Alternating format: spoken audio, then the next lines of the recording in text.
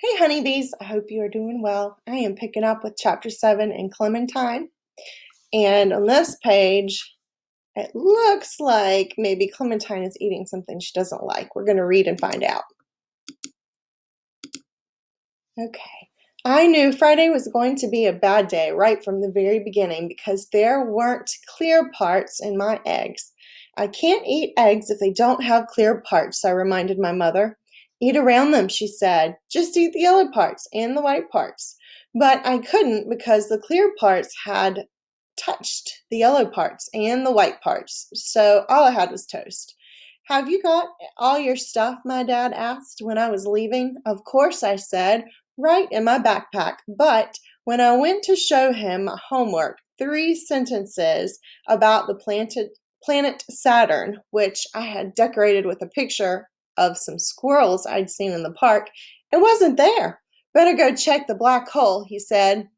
I gave my dad a "that's not a funny" look, but I went back into my room to check.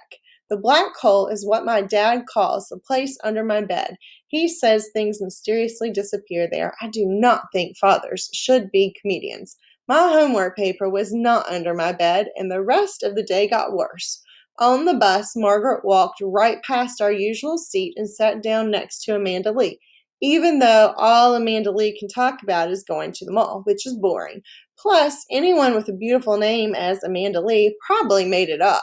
Then, as soon as I got to school, the teacher said the following students are excused from recess so they can catch up on their journal writing. I was one of the following students. 3 times during journal writing, the teacher said, "Clementine, you need to pay attention." And every time he said it, I was paying attention. I was paying attention out the window where the fourth graders were playing pickle in the middle. Whenever the ball came anywhere near Margaret and Amanda Lee, they grabbed each other and shrieked like they were being murdered, which everyone knows means we are best friends.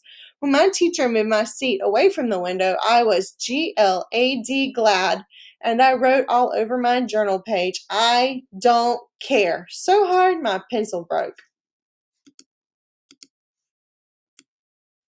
When I got home from school, I was planning on going straight to my room to draw a picture of me with my new best friend, but my dad was putting on his raincoat and it was not raining. Fighting pigeons is not for the weak hearted, he said. It takes superhuman courage and resourcefulness and cleverness. My dad talks like this, it means he has a new idea. You have another battle plan? I asked. Yep, he answered, and it's a doozy. I'll probably be promoted to general for this one.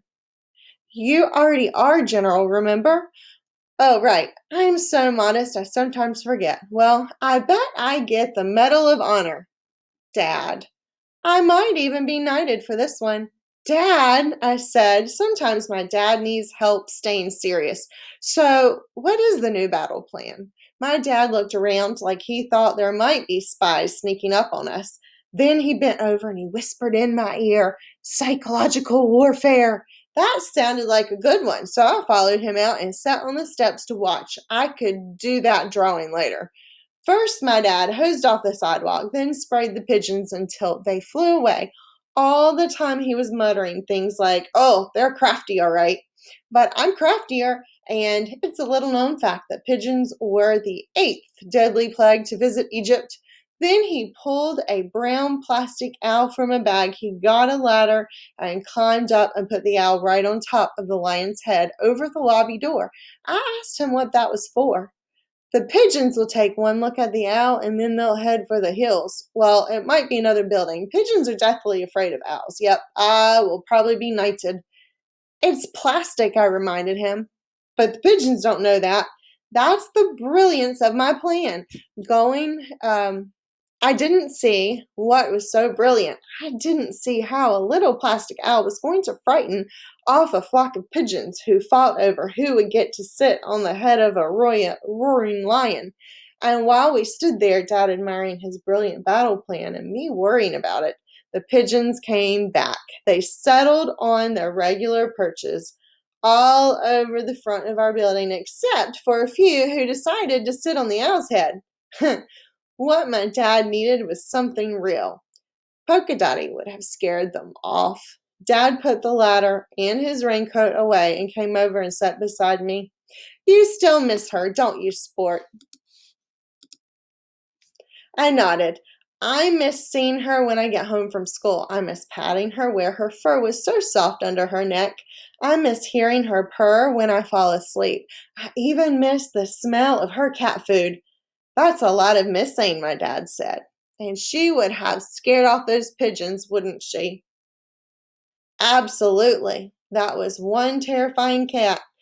Dad, she would have been terrifying to pigeons, I said. And then I had one of the most astounding-ishing, which is not a real word, by the way, ideas of my whole career. I jumped up and gave my dad a kiss right where his beard stops being crunchy. Then I ran back into the apartment, went to my bedroom, and reached under the mattress where I keep my favorite picture of Polka. Then I ran to the coffee shop at the corner. Can you make this bigger? I asked. How big do you want it? The clerk asked back. I took out my wallet and laid all my birthday money on the counter. How big can you make it for this much? The clerk counted my money and thought for a minute. I can make that cat the size of a German Shepherd for that much money. Perfect, I said. Then he took the money and the picture of Polka and told me to come back the next day at 4. I ran home and let myself into the apartment. My dad and mom were in the kitchen. One laughed, my dad said. One's all we need, said my mom. Do you think we should do it? I think so, my dad answered. I think it's time. Okay, my mom said, I'll call tomorrow. One is all we need. I slammed the door behind me so they would know I was there. If they were talking about getting rid of me so they'd have only one kid, the easy one, I wanted them to stop. Not that I was worried. They probably weren't even talking about me anyway. Shh, my dad said. She's home.